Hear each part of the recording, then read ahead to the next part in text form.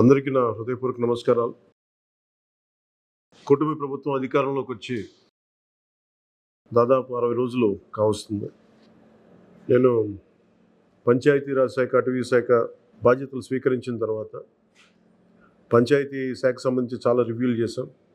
Rural water supply, రోడ్లకు సంబంధించి చాలా రిపోర్ట్స్లో తెలియజేస్తూనే వచ్చాను. ఏ స్థాయిలో నిధులు సరిగ్గా పంపిణీ జరగలేదు, వచ్చినా దాని దుర్వినియోగం జరిగినాయి.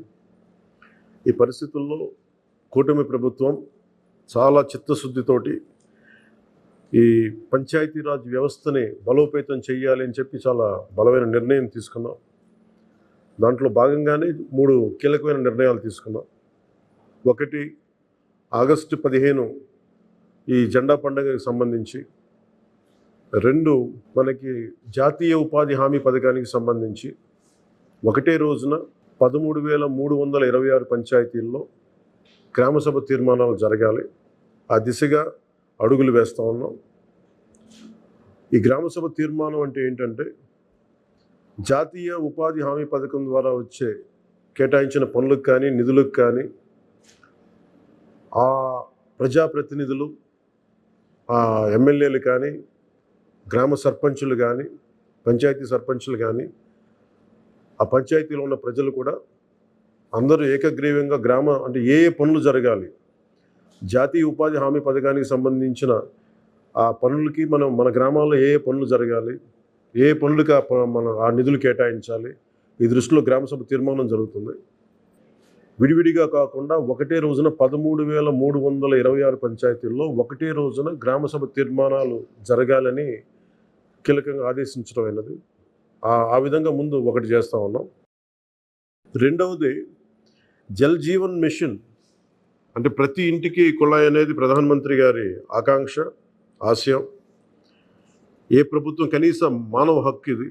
అలాంటి జల్ జీవన్ మిషన్కి సంబంధించి గత 5 సంవత్సరాలుగా ఎక్కడ కూడా సంతృప్తికరంగా గత ప్రభుత్వం చేయలేదు. రాష్ట్రంలో గ్రామీణ తాగునీటి సరఫరా ఇది అసలు ఏ స్థాయిలో ఉంది? ఉదాహరణకి జల్ జీవన్ మిషన్ కింద ఒక దాదాపు 27,000 కోట్లు ఖర్చు చేయాల్సి వస్తే గత ప్రభుత్వం 4,000 కోట్లే ఖర్చు చేస్తుంది. ఆ 4,000 కోట్లు ఖర్చు కూడా పెట్టిన విధానం ఏ స్థాయిలో ఉంది? నిజంగా నీటి సరఫరా అవుతుందా? ఉదాహరణకి చాలామంది ఎమ్మెల్యేలు అందరూ కూడా నా దృష్టికి తీసుకొచ్చినా కూడా నాకు వాళ్ళు ఇచ్చే ఈ పిటిషన్స్ కానీ ఇవన్నీ కూడా ఏం తెలియజేస్తున్నాయంటే, పంచాయతీల్లో కానీ గ్రామాల్లో కానీ జేజే మిషన్ కింద పైప్ లైన్లు వేశారు, కానీ దానికి ఆ నీటి సరఫరా ఉండే ఇది లేదు, దానికి వాటర్ సోర్స్ లేకుండా పైప్ వేసి వెళ్ళిపోయారు. అంటే దీని వెనక ఏమనిపించిందో, నిజంగా ఏదైనా వీళ్ళు డబ్బులు చేసుకోవడానికి పైప్ లైన్లు వేసి వదిలేశారన్నది ఆలోచన వచ్చి దాని మీద ఏం ఆదేశించాం పంచాయతీరాజ్ శాఖ ఉన్నతాధికారులందరినీ ఏంటంటే, అసలు రాష్ట్రంలో గ్రామీణ తాగునీటి సరఫరా పరిస్థితి ఎలా ఉంది, ఎన్ని గ్రామాలకి పైప్ లైన్స్ బాగున్నాయి, నీటి సరఫరా స్థాయి ఎలా ఉంది, రోజుకి ఎన్ని లీటర్లు నీళ్ళు వస్తున్నాయి, అలాగే ప్రస్తుత పరిస్థితి తెలుసుకోవడానికి దాదాపు ఒక 12 అంశాల మీద మేము సర్వే చేయమని ఆదేశించాం. దీన్ని పల్స్ సర్వేగా మీ దృష్టికి తీసుకొస్తున్నాం. ఇది పల్స్ సర్వే చేపడుతున్నాం. దీంట్లో వచ్చిన డేటా ఆధారంగా జల్ జీవన్ మిషన్ని కూటమి ప్రభుత్వ ఆధ్వర్యంలో అత్యంత పకడ్బందీగా ప్రణాళిక రచన చేయడానికి ఈ సర్వే నిర్వహిస్తున్నాం. ఒకసారి ఈ డేటా పాయింట్స్ అన్నీ రాగానే ఏ పంచాయతీల్లో నీళ్ళు వస్తున్నాయి, ఏ పంచాయతీల్లో పైప్ లైన్లు డ్యామేజ్ అయినాయి, అసలు గత ప్రభుత్వం చేసిన 4,000 కోట్ల రూపాయల ఖర్చు నిజంగా ఆ ఉద్దేశింపు పనులకి జరిగిందా లేదా, వీటన్నిటిని కూడా ఈ పల్స్ సర్వేలు మనకి తెలిసి వస్తాయి. దీని సమూలంగా ప్రజలందరికీ సమీప భవిష్యత్తులో తెలియజేస్తాను. అలాగే గ్రామ పంచాయతీలు, పంచాయతీరాజ్ వ్యవస్థ బలోపేతం కావాలంటే సర్పంచ్ వ్యవస్థ చాలా కీలకమైంది. గత ప్రభుత్వం పంచాయతీ ఎన్నికలు సరిగ్గా నిర్వహించలేకపోవడం వల్ల మనకి నిధులు రాలేకపోయినాయి. చాలాసార్లు మేము అధికారంలోకి రాకముందు పంచాయతీ మనకి సర్పంచ్లందరూ మా దృష్టికి తీసుకొచ్చింది ఏంటంటే, కనీసం మాకు బ్లీచింగ్ పౌడర్ కూడా మాకు కొనుక్కునే డబ్బులు లేవు మా దగ్గర. వాళ్ళ అకౌంట్లో పడ్డా కానీ డబ్బులు ఈ ప్రభుత్వం ఈ డిస్కౌంట్స్ అని చెప్పి డబ్బులు తీసేసుకున్నారు. సో పంచాయతీల నిర్వహణకి ఎన్నికలు జరిగినాయి, కానీ పంచాయతీల నిర్వహణకి సంబంధించి ఏ విధంగా వారికి సరైన ఆర్థిక పరిపుష్టి జరగలేదు నిధులు పడ్డాక. నిధుల దుర్వినియోగం జరిగింది, అది మీ అందరికీ తెలిసిందే. దానికి మరింత వివరంగా ఎప్పటికప్పుడు తెలియజేస్తాం. సో ముఖ్యంగా పంచాయతీరాజ్ వ్యవస్థని, సర్పంచ్ వ్యవస్థని బలోపేతం చేయాలన్నదే మా కూటమి ప్రభుత్వం తాలూకు ఆశయం, ఆకాంక్ష. దాంట్లో భాగంగా ఇప్పటిదాకా గత 30 సంవత్సరాలుగా, గత 1990 నుంచి ఇప్పటిదాకా ఎప్పుడు మన 15 ఆగస్టు పండగ జరపడానికి ఇప్పటిదాకా నిధులు ఇప్పుడు సమకూర్చలేదు. చాలా నామకే వాస్తే నామమాత్రంగా ప్రతి పంచాయతీకి, చిన్న పెద్ద పంచాయతీలకి 100 రూపాయలు, చిన్న పంచాయతీలకి, పెద్ద పంచాయతీలు 250 రూపాయలు చొప్పున ఇచ్చేవాడు. ఒకవైపేమో గాంధీ గారి కలల కన్నా పల్లెలే పట్టుకొమ్మలు అంటూ ఉంటాం, గ్రామీణ స్వరాజ్యం అని మాట్లాడతాం. కానీ ఎన్నికల్లో నిలబడ్డ పంచాయతీ సర్పంచ్కి మటుకు జెండా పండుగ నిర్వహించాలంటే వాళ్ళకి ఇచ్చే డబ్బులు 100 రూపాయలు, 250 రూపాయలు. ఈ రివ్యూ మీటింగ్స్లో మాకు తేలింది ఏంటంటే 100 రూపాయలకి, 250 రూపాయలకి 13,326 పంచాయతీల్లో ఏం చేయగలరు? మేము ఒకటే ఆదేశించాను, రాగానే చాలా ఘనంగా జరుపుకోవాలి. గాంధీ గారి ఈ గ్రామ స్వరాజ్యాన్ని నిజంగా మనం ముందుకు తీసుకెళ్లాలంటే ఆ స్టేట్మెంట్ చాలా బలంగా ఇవ్వాలి. 1994లో ఇచ్చిన జీవో 100 రూపాయలు, 250 రూపాయలు, ఒకటి స్వాతంత్ర దినోత్సవానికి, 2 గణతంత్ర దినోత్సవానికి, వాటిని పెంపొందించేలాగా, వాటిని పెంచేలాగా ఒక కీలకమైన నిర్ణయం తీసుకుంది ఈ కూటమి ప్రభుత్వం. ప్రతి ఒక్క పంచాయతీలో సర్పంచులు తలెత్తుకొని సగౌరవంగా జెండా వందనం చేసేలాగా రాష్ట్రంలోని ఎన్డీఏ ప్రభుత్వం నిర్ణయం తీసుకుంది. ఆగస్టు 15న స్వాతంత్ర దినోత్సవ వేడుకల నిర్వహణకు నిధులు కొరత లేకుండా చేశాం. చిన్న పంచాయతీలకి 10,000 రూపాయలు, మేజర్ పంచాయతీలకి 25,000 రూపాయల చొప్పున నిధులు సమకూరుస్తున్నాం. దానికోసమని జీవోను కూడా రిలీజ్ చేశాం. దీనిని పంచాయతీ సర్పంచులు దీన్ని పూర్తిగా సద్వినియోగం చేసుకోమని నేను విన్నవించుకుంటా ఉన్నాను. ఇప్పటి వరకు పంచాయతీలకి ఇంత పెద్ద స్థాయిలో ఆగస్టు 15, జనవరి 26 వేడుకలకు నిధులు ఇచ్చిందిలే.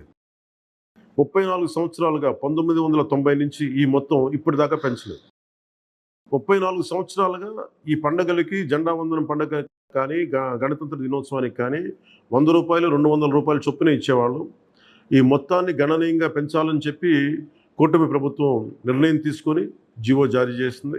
13,326 పంచాయతీల్లో ఘనంగా, గౌరవంగా స్వాతంత్ర దినోత్సవ వేడుకలు సాగాలన్నదే మా కూటమి ప్రభుత్వం ఉద్దేశం.